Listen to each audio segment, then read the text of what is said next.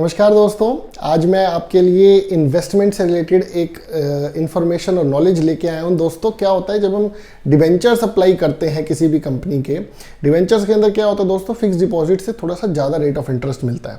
तो जब हम डिवेंचर्स अप्लाई करते हैं उसके अंदर ना 3-4 तरीके की कैटेगरीज होते हैं, तो हमें समझ नहीं आता हम कौन सी कैटेगरी में है, हमें अपनी ही कैटेगरी नहीं पता होती। तो इसलिए आप लोगों को ये जानना बहुत ज़रूरी है कि कैटेगरी 1 में कौन आता है, कैटेगरी 2 में कौन आता है, 3 में कौन है, 4 में कौन।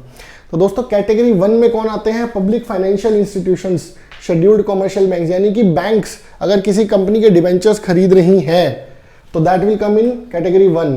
प्रोविडेंट फंड्स, दोस्तों आपको क्या लग रहा है, प्रोविडेंट फंड डिवेंचर्स में पैसा नहीं लगाते या इक्विटी में पैसा नहीं लगाते? वो सब इक्विटी में भी पैसा लगाते हैं और डिवेंचर्स में भी पैसा लगाते हैं। तो provident fund, gratuity funds which are authorised to invest in NCDs, हाँ हर एक बंदे के पास ऑथराइजेशन होनी जरूरी है। Alternative investment funds subject to investment conditions applicable to them under the SEBI Act.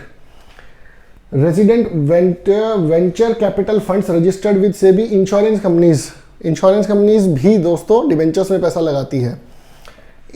State Industrial Development Corporations, insurance setup and managed by the army navy, उनकी army और नेवी का जो इंश्योरेंस सेटअप होता है वो भी दोस्तों डिवेंचर्स में पैसा लगाता है, वो कैटेगरी 1 इन्वेस्टर है। Setup and management department of post union of India, FD कराते हैं हम पोस्ट ऑफिस के अंदर, लेकिन डिवेंचर्स में खुद नहीं डालेंगे, वो आपके पैसे के ऊपर एफडी से ज़्यादा रेट ऑफ इंटरेस्ट कमाते हैं और आपको कम रेट ऑफ इंटरेस्ट देते हैं। ऑब्वियस सी बात है, जो भी बंदा आपको कुछ कमा के दे रहा है वो आपके पैसे से पहले ज़्यादा कमाएगा, फिर आपको उसमें से अपना कुछ काट के आपको वापस करेगा। हमें लेकिन सेफर साइड खेलना होता है तो हम एफडी की तरफ ही जाते हैं।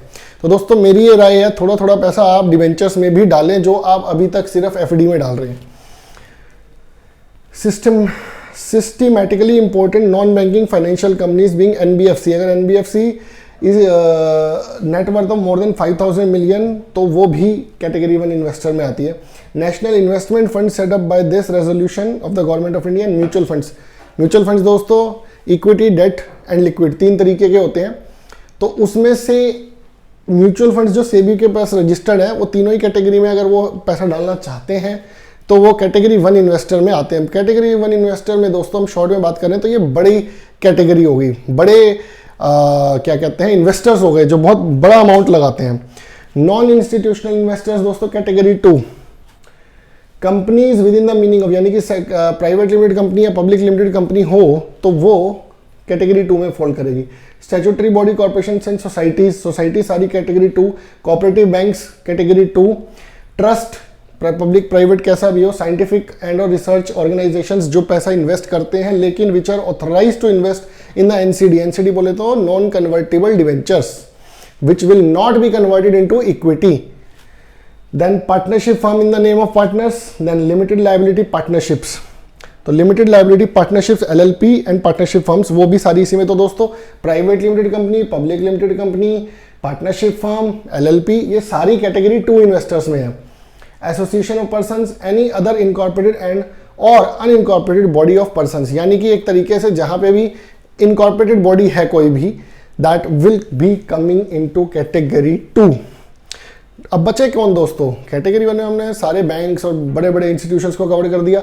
सेक्शन 2 में public limited company, private limited company and all सबको कवर कर दिया। सेक्शन बोल गया मैं गलती से, कैटेगरी बोलना चाहिए मुझे। Now category 3 individuals. अब इंडिविजुअल्स में भी 2 कैटेगरी बना दी इन्होंने, कैटेगरी 3 एंड कैटेगरी 4।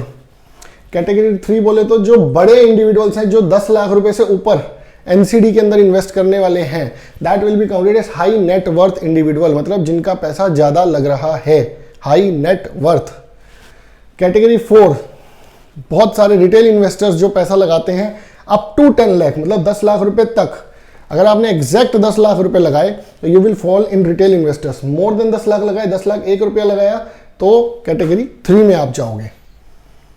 ठीक है दोस्तों, तो कैटेगरी 1 बड़े institutions, category 2 public limited, private limited, partnership firms, LLP, category 3 high net worth individual जिनकी नेटवर्थ ज्यादा है, 10 लाख रुपए से ऊपर जो इन्वेस्ट करना चाह रहे हैं, कैटेगरी 4 जो 10 लाख रुपए तक इन्वेस्ट करना चाह रहे हैं।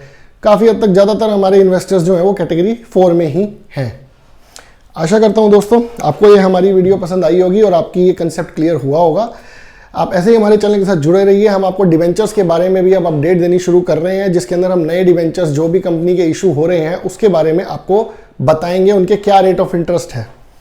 आशा करता हूँ वीडियो पसंद आई होगी दोस्तों। जय हिंद।